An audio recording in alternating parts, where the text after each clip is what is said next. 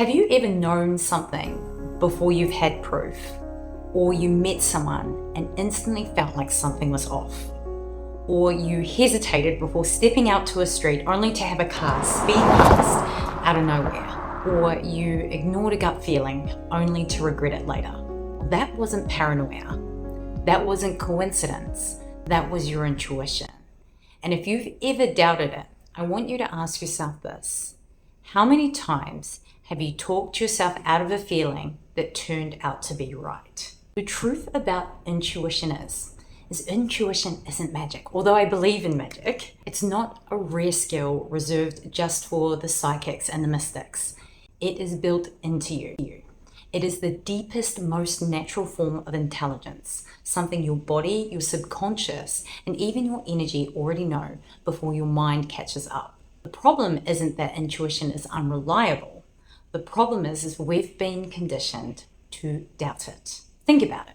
How many times have you overridden a gut feeling because it didn't make sense? How often do we second guess ourselves, asking for logic and proof only to realize that later our instincts were right all along? In this video, we are going to break intuition down. I will show you how to tell the difference between intuition and fear, why your gut instincts are more accurate than you think, and how to strengthen your intuition so it becomes second nature. By the end, you'll know how to trust yourself without needing confirmation from anyone else. Let's dive in. What exactly is intuition? Now, people like to mystify it, calling it some kind of magical gift, but the truth is, it's just an inner knowing, a deep gut level awareness that isn't based on logic, reasoning, or past experiences. I like to think of it as a Wi-Fi signal, one that is always there and one that never drops out.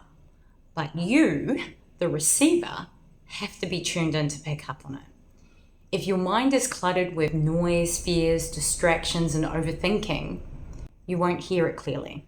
You'll second guess it. You will, like me, maybe override it with logic. And let's be real, the world we live in is designed to keep you distracted. Social media, the news, constant notifications, conspiracy theories, endless information overload. We are overstimulated 24/7, and that makes it almost impossible to hear that subtle, quiet whisper of your intuition. What is the first step to strengthening your intuition? Number one, you have to create space for it. What is creating space? Well, I'm going to refer to the intuition container that I was in, and my instructor, always at the start of the class, got us to just tune into the sensations of our body, tune into the feelings. For example, she would get us to put our feet on the ground and just feel into our feet and feel what we were feeling. And it could have been the texture of the ground that our feet were on. It could have been we were wearing socks or shoes. We could have felt heat or a tingling sensation. And basically what she was doing is she was getting you to anchor into your body. It could be a sensation in your hands. It could be literally as simple as taking a deep inhale in through your nose and then an exhale out. Because what happens is when you, for example, take that inhale in, what you are doing is you are focusing on the action and feeling the sensation of the inhale in and then the exhale out.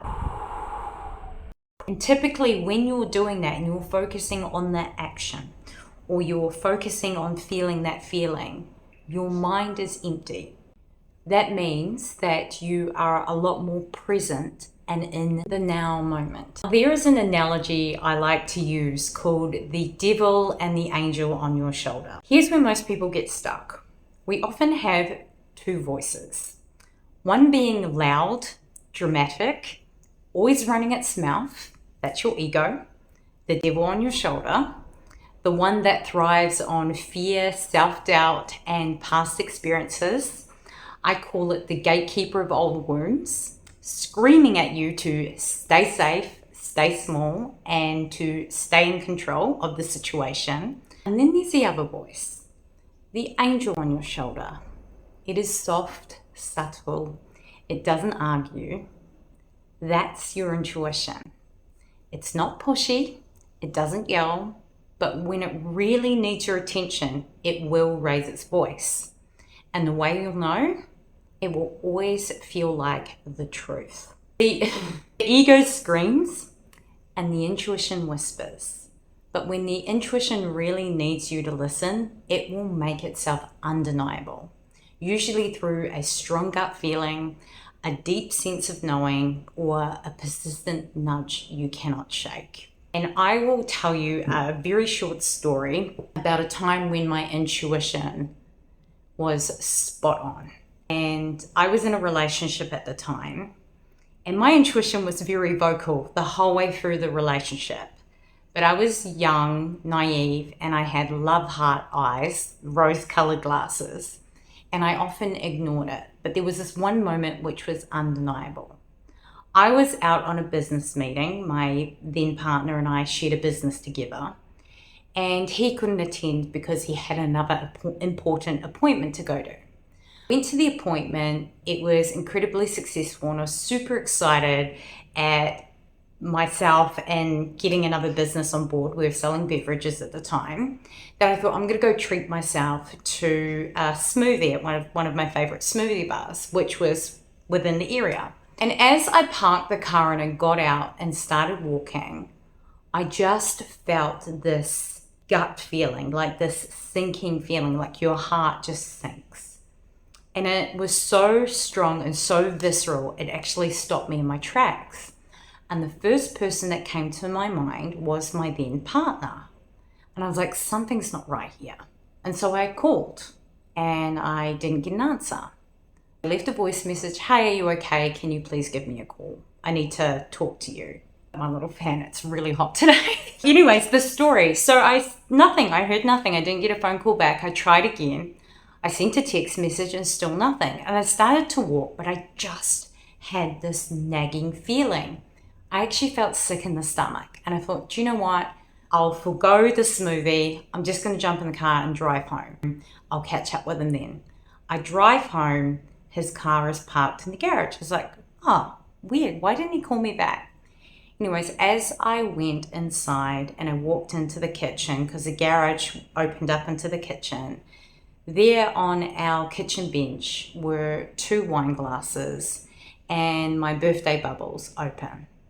And I was just like, my heart sank, because that was a birthday gift of mine. I yelled out, hey, are you home? Nothing. We lived in a 2-story house, so I went up the stairs. And as I walked into the bedroom, you could clearly tell that something had gone down in the bedroom. And also, right at my bedside were a pair of ladies' shoes that were not mine. In that moment, my gut, when I was walking down the street, literally told me, he's cheating on you. Now, I didn't know he was actually cheating on me through that feeling, but I felt sick in the stomach. It was such a strong thing. It stopped me in my tracks, and it just nagged me until I jumped in the car and I drove home. And it was right. Your intuition always knows. Now, I know that's probably not the nicest example, but it's one of many, but probably one of the most prominent in my mind that I thought I'd share with you. So let's talk about how to work with your intuition. Well, first and foremost, you've got to strengthen it like a muscle. Your intuition is actually like a muscle, and the more you use it, the stronger it gets. The less you trust it, however, the weaker it becomes. Usually you want to start off small.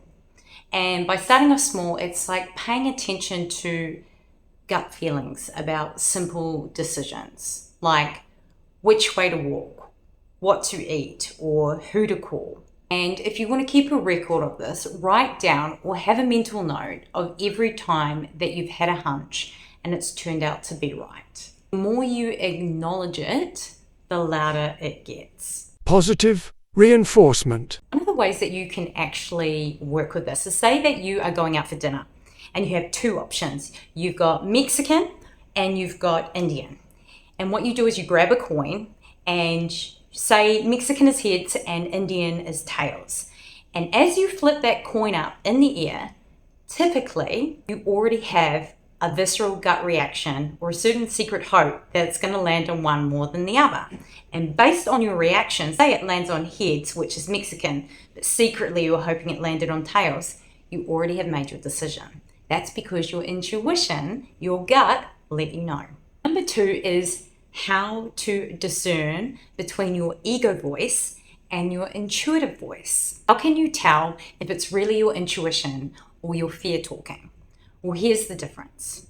Your ego is dominantly loud, chaotic, and based on fear. Your intuition is quiet, calm, and neutral. Ego catastrophizes and intuition nudges. Ego tries to convince you, intuition simply knows. A simple test that you can do is if the thought makes you feel anxious, worried, or desperate, it's ego. If it feels expansive, certain, or peaceful, even if it's scary, it's intuition. I honestly think this is my best purchase of 2024. It is so hot in here. And even though we have air conditioning in our apartment, we try not to use it just because it's expensive, cost of living, blah, blah, blah. But also our air conditioning last year, and this is another intuition thing. I put the air conditioning on to cool down the apartment because it can get like a hot box sauna in here. And I thought, you know what, I'll go 40 minutes down into the lobby, cool off, work on my laptop. I was only down there for 20 minutes and something was just like, you need to go back upstairs. You need to go back upstairs. And I'm so freaking glad I did, because as I entered into the hallway, because I live in a high rise, I could smell an electrical burning smell. And as I opened up the door, the air conditioning, because we've got air conditioning, a real special one that is not a split system, it's actually an internal, very expensive. They're like 12.5 grand to 19 grand brand new, was making a really loud clunking noise.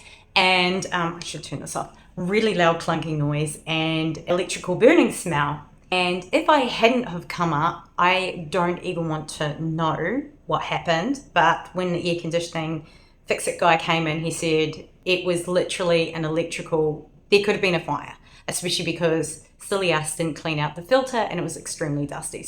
Thank you for my intuition. Honestly, listening to it pays off. Listening to those little nudges really pays off. Someone said to me, and I fully agree with this statement, your intuition is 100% right.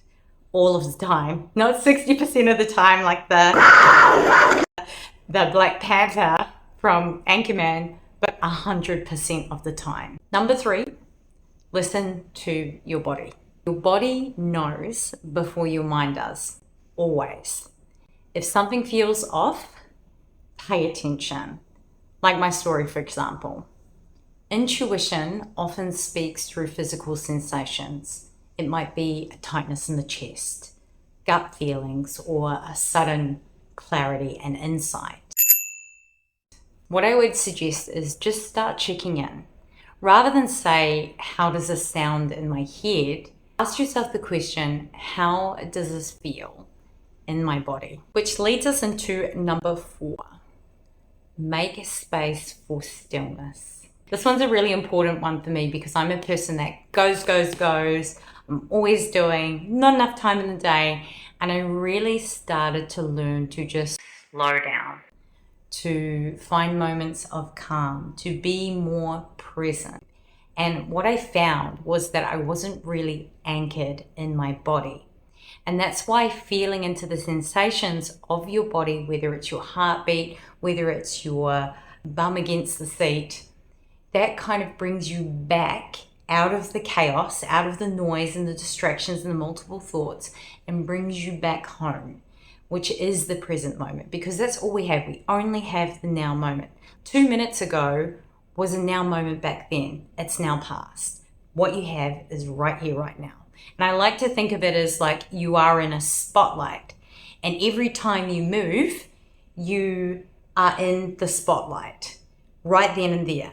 You are over here presently, but that's gone now. But often we will focus on that part there that hasn't happened, or where the spotlight could possibly go, that it pulls us completely out of the moment. Basically, in a nutshell, you will never hear your intuition if you are constantly distracted. Spend time in stillness every day, whether it's in meditation, journaling, or just chilling, sitting in silence. Learn to limit your distractions, to slow down and be more present. Your intuition speaks in the gaps. If your life is too noisy, you won't hear it. Here's the truth. Your intuition is never wrong. It's just that most people don't trust it. They doubt it, they override it, and talk themselves out of what they know deep down. But once you start listening, really listening, you'll notice something incredible. Life flows. Decisions become easier. You stop second guessing yourself. You start to notice more signs and synchronicities. And you start feeling more aligned. Like you are exactly where you are meant to be. Because you are.